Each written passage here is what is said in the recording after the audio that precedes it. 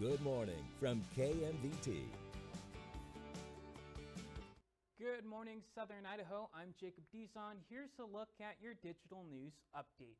A former Gooding fire chief who pleaded guilty to misusing public funds learned his fate in court yesterday. Judge Rosemary Emery sentenced Brandon Covey to 3 years supervised probation and 30 days in the county jail. If he violates his probation, he will have to spend 5 years in prison with 2 years fixed, 3 years indeterminate. In the final statements, prosecutors said Covey had taken more than $5,000 from the fire department's burnout fund or the Gooding Firefighters Benefit Fund and spent it on alcohol, food, and other purchases. Prosecutors claim Covey had no accountability for his actions.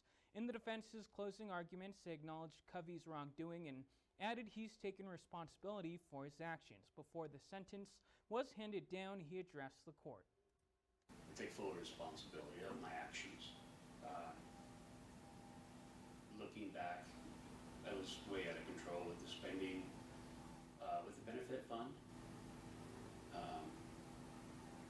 Even though I didn't think it was public funds, it certainly looks like it now.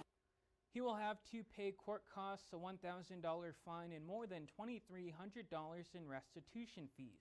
He had to report for probation by 4 p.m. yesterday. The U.S. Supreme Court has set the date for a hearing on Idaho's law which would ban transgender athletes in girls' and women's sports. The High Court is scheduled to hear Little versus Hecox on Tuesday, January 13th. The law would prohibit transgender women and girls from playing on female sports teams sponsored by public schools, colleges, and universities. Governor Brad Little signed the measure after it passed during the 2020 state legislative session. The ACLU challenged the law on behalf of Lindsay Hecox, a transgender student at Boise State who had been planning to try out for cross country and play club soccer. The law has been held up in the courts since then. We want to give a shout out to the students and staff at Sawtooth Elementary. The school just wrapped up its annual donation drive and set a new record. Over the past couple of weeks, classes have been collecting food and hygiene products that will be distributed to pantries at 4 schools in the Twin Falls district. The school's previous record was 3,667 items, and this year they blew that away with almost 7,100 items donated. That's almost double the previous record. At the beginning of the food drive, I was really worried we were not going to even come close to our record. And then just little by little, we have a student leadership team and they making announcements and getting kids hyped up.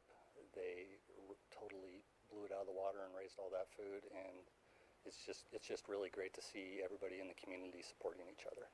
We also want to give a shout out to Mrs. Wastruck's class, who donated more than 2,300 items, more than any class in the school. In addition to some bragging rights, they also earned a pizza party. Students from Bickle Elementary's Dual Immersion Magnet School are receiving national recognition this holiday season. The students' artwork will decorate the Idaho tree, which stands alongside the National Christmas Tree in President's Park in Washington, D.C. The Bickle students designed the ornaments to celebrate Idaho's culture, landmarks, and history to bring a piece of the gem state to the nation's capital.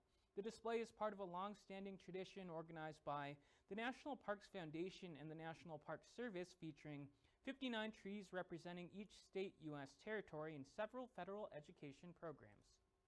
I'm extremely proud of the kids, and I'm so excited that we were selected to do this, and that the teachers took the challenge, and I have to give kudos to the teachers that said, hey, we're going to do it, and they did it. The lighting of the Christmas tree is set for December 4th, and it will be open to the public on December 6th. Now let's check in with Heather Ann Wagner for a look at your weather. Good morning and happy Wednesday. We are starting the day with some fog out there, but then we'll start to see that sunshine once again. Temperatures a little cooler than yesterday in most areas, mostly in the 40s and 50s for the Wood River Valley. Over to the northern Magic Valley, mostly in the 40s today. So again, we're starting to see those temperatures go down ever so slightly after our highs yesterday. We're about 10 degrees above average. For Twin Falls County, mostly in the 40s today. And over to the Minnecaja region, mostly in the 40s and 50s with partly cloudy skies. Now over to our Wood River Valley extended forecast. We do have a slight chance of rain going into tonight into tomorrow, about a 20% chance. Not a whole lot to worry about there. For the Magic Valley, 53 today, about a 10% chance of rain on Thursday. That was a look at your digital news update. We'll be back with more local news today at noon. Until then, you can also send us story ideas by sending an email to news@kmvt.com.